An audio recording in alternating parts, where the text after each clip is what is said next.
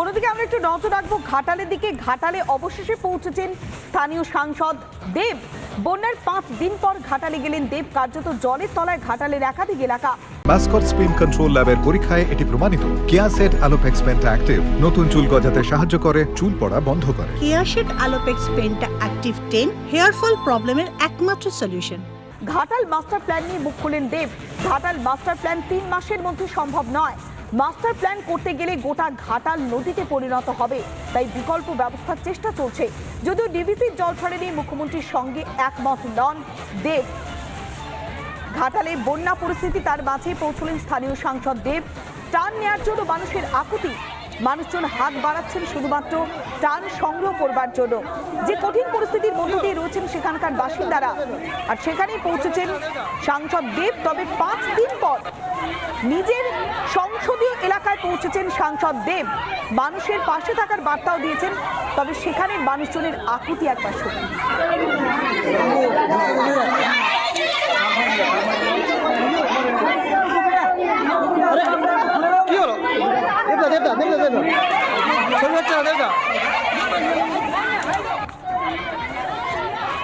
মানে 2007-2009-এর পর এত বড় বন্যা হলো, সেখানে আমাদের হাতে কিছু নেই এই জলটাকে কিভাবে আটকানো যায়। এবং আমি ওই দোষারোপের মধ্যে যাবো না ডিভিসি কেন জল ছাড়লো, কারণ আমাদের দেশে অনেক জায়গায় বন্যা হয়েছে এবং এবারে বৃষ্টিও প্রচুর হয়েছে। তো আগে ঘাটাল মাস্টার প্ল্যানটা কি এটা তো বুঝতে হবে, এবং 3 মাসের মধ্যে ঘাটাল মাস্টার প্ল্যানটা করা সম্ভব নয়।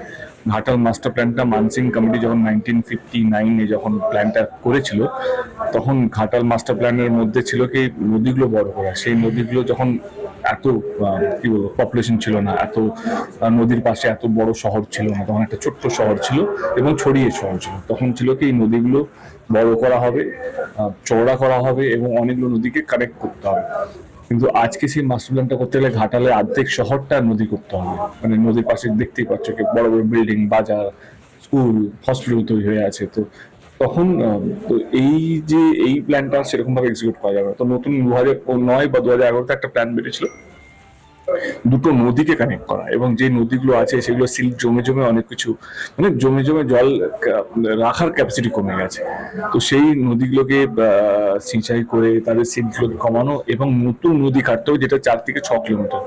এবং এই নদী এই 4 থেকে 6 কিলোমিটার অনেক চাষি জমি এবং 8টা না 10টা ফ্যামিলি দ্বারা বাস করে, এবং তাদের যে ল্যান্ড রিকগনাইজেশন হয়ে গেছে, 2টো পাম্পিং স্টেশন হচ্ছে, সেই রিকগনাইজেশন হয়ে গেছে, এবং নেগোসিয়েশন প্রসেসে কাজ চলছে। এই যে 8 কিলোমিটার যে জায়গাটা হবে এবং যে নদীগুলো চওড়া হবে, সেই আশেপাশে যে জমিগুলো আছে তাদের সঙ্গে নেগোসিয়েশনের কাজ চলছে। এবং 3 মাস হয়েছে, আমাদের ইলেকশন জেতার জুন মাসে রেজাল্ট এসছে, আজকে আমরা সেপ্টেম্বর মাসে আছি।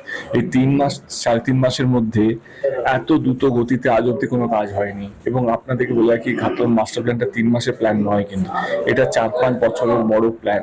কিন্তু ফার্স্ট ফেজ যে ল্যান্ড আইডেন্টিফাই করা, ল্যান্ড রিকুইজিশনের জন্য, যেহেতু আমাদের ল্যান্ড একটা অনেকটাই স্ট্রং, জোর করে দখল করা যাবে না, তাদের সঙ্গে কথা বলতে হবে। অনেক মানুষ রাজি আছেন এবং অনেক মানুষের সাথে কথা চলছে, নেগোসিয়েশন চলছে।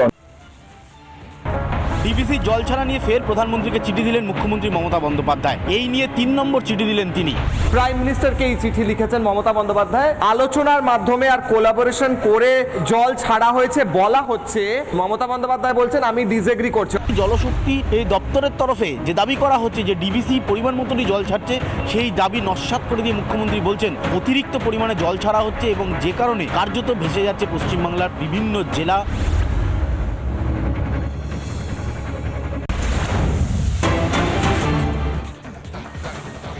এবার বানভাসী পরিস্থিতি খতিয়ে দেখলেন রাজ্যের মুখ্য সচিব মনোজ পান্ত।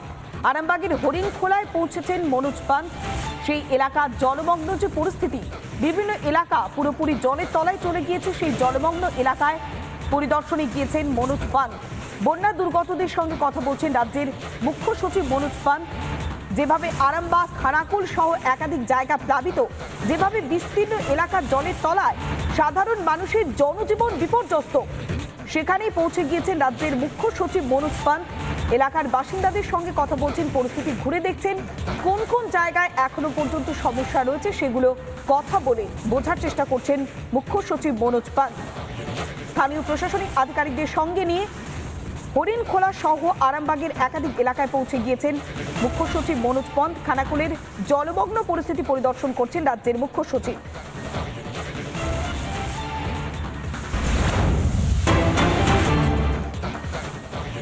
অভয়াকাণ্ডের প্রতিবাদে পথে নেমেছে কংগ্রেস। হাওড়া ময়দান থেকে শুরু হয়েছে প্রতিবাদ মিছিল। মিছিলে পা মিলিয়েছেন অধীর চৌধুরী। এই মুহূর্তে যে ছবি দেখাচ্ছে রিপাবলিক বাংলায় ফার্স্ট অন।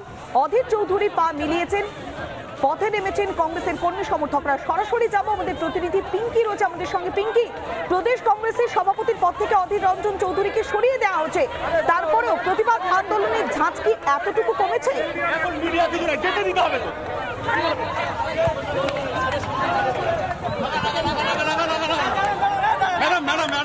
দেখো এই মুহূর্তে যে ছবিটা দেখাবো, অধীর রঞ্জন চৌধুরী হাঁটছে এই মুহূর্তে, এবং কংগ্রেসের সভাপতি তাকে কিন্তু গতকালই কিন্তু তার যে পদ, প্রদেশ কংগ্রেস সভাপতি যে পদ, সেই পদ থেকে তাকে সরানো হয়েছে, চিঠি দিয়ে কার্যত জানানো হয়েছে, এবং সেই পদে বহাল হয়েছেন শুভঙ্কর সরকার।